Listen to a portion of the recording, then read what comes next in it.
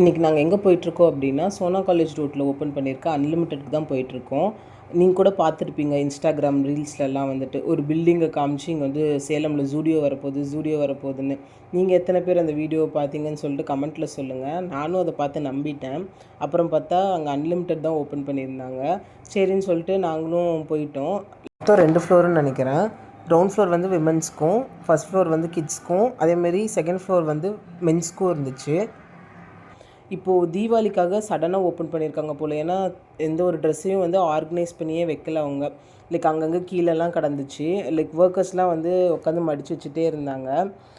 சரி நம்ம வந்து ட்ரெஸ் எல்லாம் ஏதோ ஒரு வழியாக எடுத்துட்டோம். ட்ரெஸ் ஒரு ஷர்ட் ஒரு பேண்ட் எடுத்தோம். சரி எடுத்தாச்சு அப்படின்னு சொல்லிட்டு கீழே வந்து பார்த்தா அவ்வளோ கூட்டம்.